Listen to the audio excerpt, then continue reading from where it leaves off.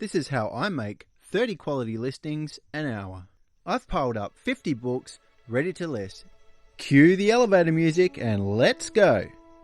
So I use my own little app here that I made with the Microsoft Power Apps, and it just allows me to quickly take my photographs just by putting it in frame and pushing the button.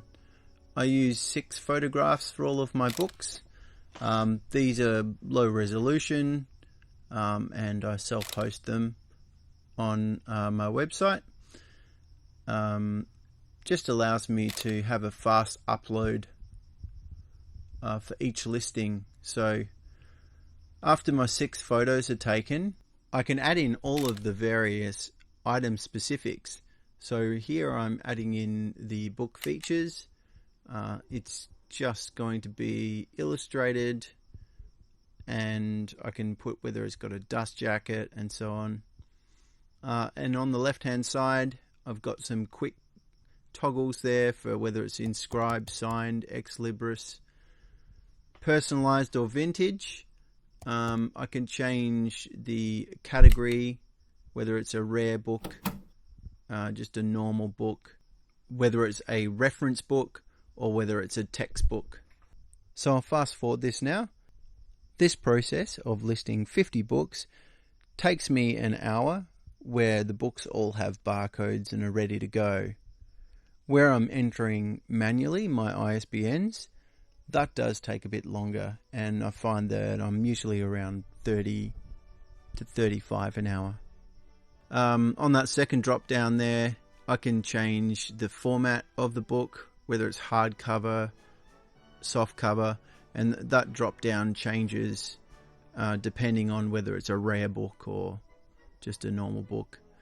I can then change whether it's a non-fiction or fiction book, and have my SKU just on that right hand side, so you can see I'm putting them on shelf 106. I can also list my cost price and enter my sell price if I want to add that into my listing.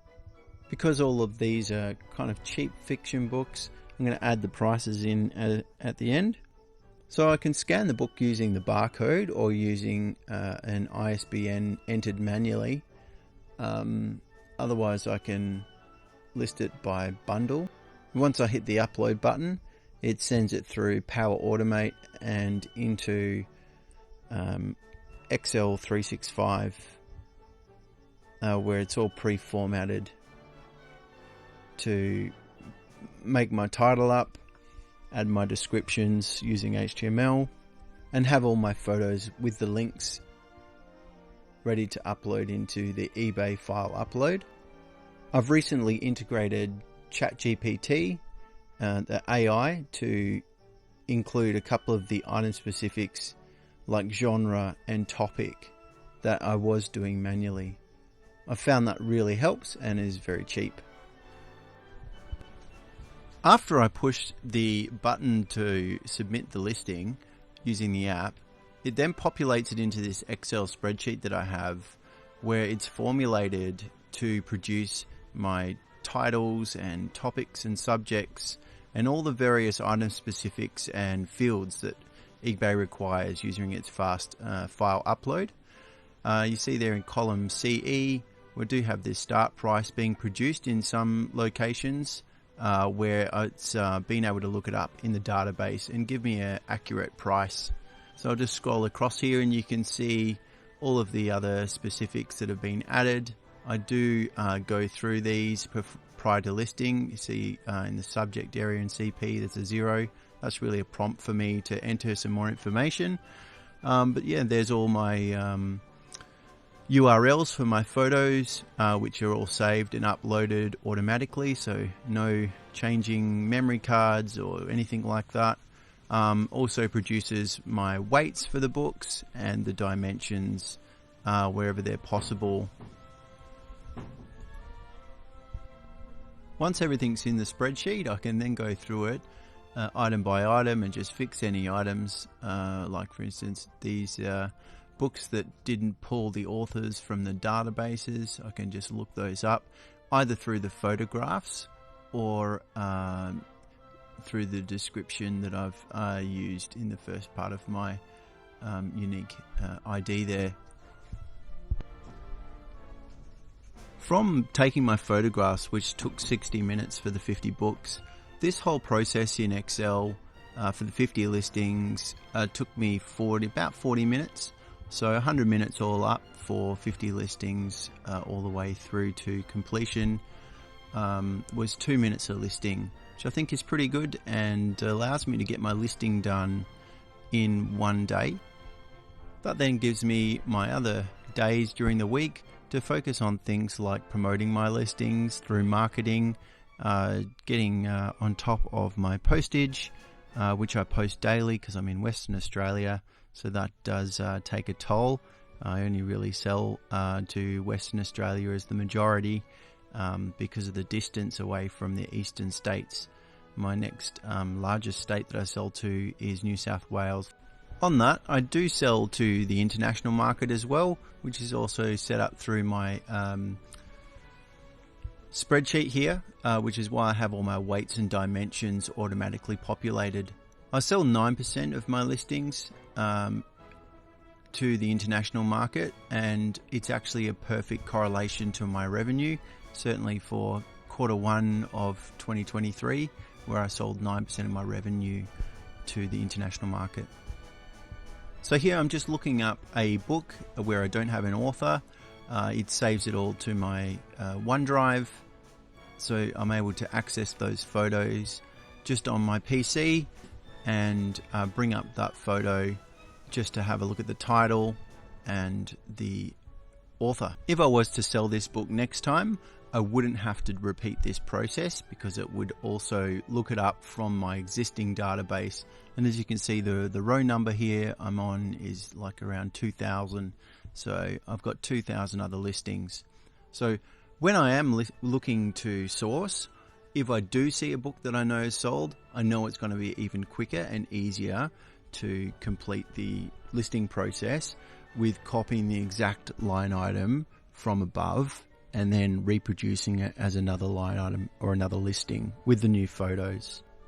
Now here I can just copy and paste over all of my titles that are automatically produced, so then I can change the text to suit, as sometimes they don't match up to exactly what I want, or I want to add a few more keywords, but it certainly gives me a good head start. So I'll just go through these one by one so you can see what I do for every author. There I'm just removing the hyphens. I want to stick it to 80 characters. As close as possible to 80 is really the best way forward. The algorithm will reward longer titles over a shorter title, especially if there's keywords. I try and keep my books to title by author and then in brackets the format of the book with a comma and then the year of publication. I then by default have whether it's a first edition will then be straight after. And if I do need to fill space, I will enter the ISBN thereafter. If I have particular keywords that I feel would be searchable, I will replace the ISBN with those keywords. So here, this is a bird book that sell really well. So I've listed Gould Club, which is John Gould, which is something that people search for.